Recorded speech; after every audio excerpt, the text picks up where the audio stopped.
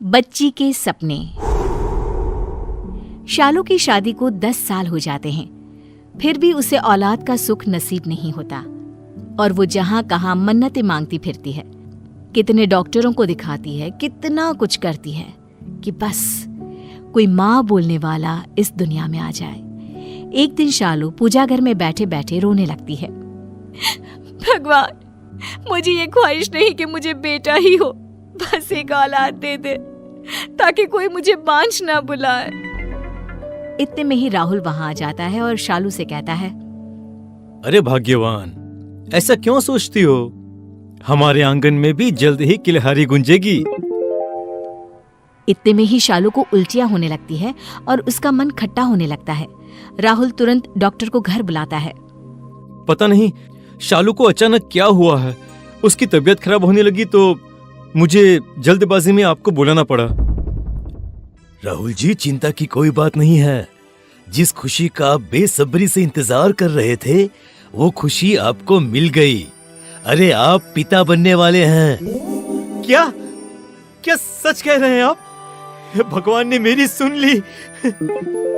शालू और राहुल खुशी के मारे फूले नहीं समाते हैं और ये खुशखबरी पूरे मोहल्ले और अपने सारे रिश्तेदारों में भिजवाते हैं। मिठाइयाँ बांटते हैं। ये खुशखबरी सुन उसकी पड़ोसन सोनी जलकर राख हो जाती है और मन ही मन कहती है, ये कैसे हो सकता है? अब मैं इसे ताने कैसे मारूंगी? इसका बच्चा इस दुनिया में आना नहीं चाहिए। यहाँ शालू और राहुल अपने आने वाले बच्चे की तैयारी में जुट जाते हैं और दिन गिनने लगते हैं। वक्त कटता चला जाता है और शालू की डिलीवरी का दिन आ जाता है। उधर सोनी अपना जादू टोना करना शुरू कर देती है। शालू एडमिट होती है और उसकी हालत बहुत बिगड़ जाती है। राहुल, अगर मैं मर गई तो मेरे बच्चे को माँ और बाप दोनों का प्यार तुम्हें ही देना होगा। मुझे इस बात की खुशी होगी कि मैं बांझ नहीं मरी। ऐसा ना बोलो, तुम्हें कुछ नहीं होगा। देखो, मैं तुम्हारे साथ हूँ। डॉक्टर शालू को ऑपरेशन थिएटर में ले जाते हैं और राहुल डॉक्टर से कहता है, डॉक्टर, मेरी वाइफ को कुछ नहीं होना चाहिए। चाहे मेरा बच्चा इस दुनिया में रहे या ना रहे, मैं शालू के बिना नहीं रह सकता। प्लीज। देखिए, मैं अपनी पूरी कोशिश करूंगा माँ और बच्चे दोनों को बचाने की। डिलीवरी के समय सोनी का काला जादू काम कर जाता है और शालू का बच्चा मर जाता है। राहुल इस बात को छुपा लेता है और तुरंत बगल के अनाथ आश्रम से एक बच्ची गोद लाकर शालू के पास लाकर रख देता है। डॉक्टर, प्लीज आप ये बात किसी को मत बताइएगा कि शालू ने मरी हुई बच्ची को जन्म दिया है, नहीं तो मेरी शालू मर जाएगी। देखिए, आप बेफिक्र रहिए। डॉक्टर का काम किसी को जिंदगी देना है, लेना नहीं। शालू को होश आ जाता है और वो अपनी बच्ची को देखकर खुशी से फूले नहीं समाती। आज से मेरी गुड़िया का नाम अंजलि होगा। राहुल शालू को हॉस्पिटल से छुट्टी दिलाकर घर ले आता है और उधर सोनी शालू के हाथ में बच्चा देखकर सोच में पड़ जाती है। मेरा वार खाली नहीं जा सकता है। इस दुनिया में आ तो गई है, लेकिन आगे नहीं बचेगी। सोनी अपनी तंत्र विद्या करने लगती है। इधर शालू अंजलि को पालने में लगी रहती है। अंजलि 10 साल की हो जाती है, लेकिन सोनी का एक भी जादू उस पर काम नहीं करता। एक दिन अंजलि को एक बहुत बुरा सपना आता है और वो चौंक उठती है। क्या हुआ मेरी बच्ची? तुझे इतने पसीने क्यों आ रहे हैं बेटा? मम्मा, मैंने एक बहुत बुरा सपना देखा। मैंने देखा कि मैं और मेरी दोस्त अंकिता स्कूल जा रहे हैं और स्कूल के सामने वाली गली में जो कुआं है ना, उसमें से एक भूत निकली और अंकिता को अपने साथ अंदर ले गई। अरे बेटा, तूने कोई डरावनी कहानी सुनी होगी, इसीलिए तुम्हें ऐसा सपना आ गया। ये बस एक सपना था। हाँ मेरी बच्ची, सो जा मेरी रानी।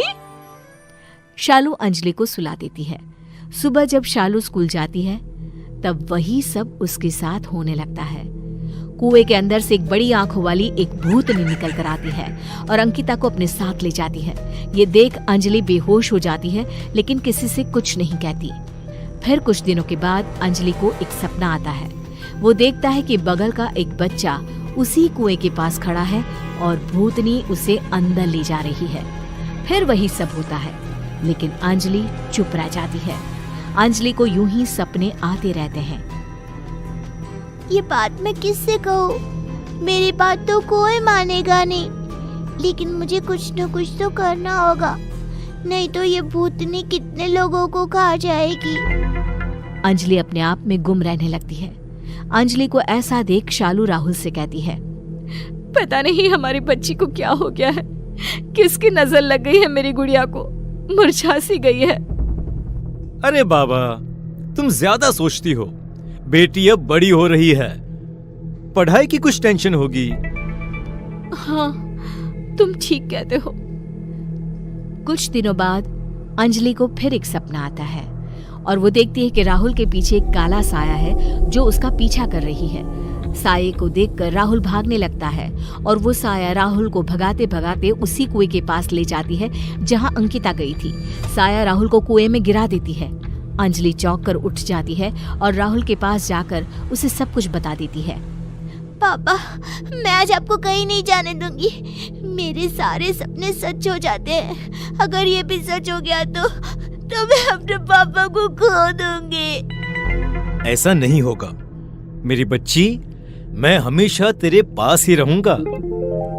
कुछ देर बाद राहुल को एक कॉल आता है और राहुल को मजबूरन घर से निकलना पड़ता है। अंजलि भी राहुल के पीछे पीछे जाती है। अंजलि का सपना फिर एक बार सच होने लगता है। राहुल उसी कुएं के पास जाकर रुक जाता है। मैं अपने पापा को कुछ नहीं होने दूंगी। पापा रुक जाइए, आगे खतरा है पापा। राहुल अंजलि की बात सुनकर रुक जाता है। भूतनी कुएं से निकलकर बाहर आ जाती है और बड़ी बड़ी आंखें दिखाने लगती है।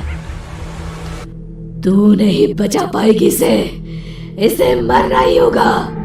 उधर सोनी भी अंजलि को मारने के लिए उसका पीछा करती है और भूतनी को देख उसके मुंह से निकल जाता है, तुम्हें तो मैंने ही मारा था।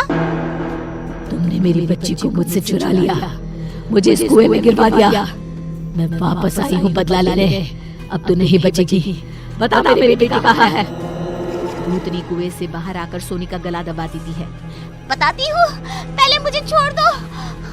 तेरी बेटी को बगल के अनाथ आश्रम में छोड़ आई थी मैं, उसके बाद वो कहाँ गई मुझे नहीं पता। क्या? अरे अंजलि को तो मैं वहीं से लाया था। कहीं अंजलि तुम्हारी बेटी तो नहीं? मेरी बेटी के हाथों में एक निशान था। भूतनी अंजलि का हाथ देखती है और उसके हाथ पर भी वही निशान है जो निशान भूतनी के हाथ पर है। तुम मेरी बेटी है, मैं ही तेरी माँ हूँ। अच्छा, तो ये तेरी बेटी है, तभी मेरा कोई टोटका इस पर काम नहीं कर रहा था। माँ की तरह बेटी भी मोटी चमड़ी की है। सोनी अंजलि का गला दबाने लगती है। तभी भूतनी खूंखार बन सोनी का पेट फाड़ देती है और उसे कुएं में फेंक देती है। अंजलि रोने लगती है। मम्मा, आपने मुझे एक बार फिर नई जिंदगी दी है। मैं आपको इस तरह नहीं देख सकती हूँ। आप अब भगवान के पास चले जाइए। अंजलि रो रो कर भूतनी के गले लग जाती है और भूतनी मुक्त हो जाती है। राहुल उस कुएं को बंद करवा देता है।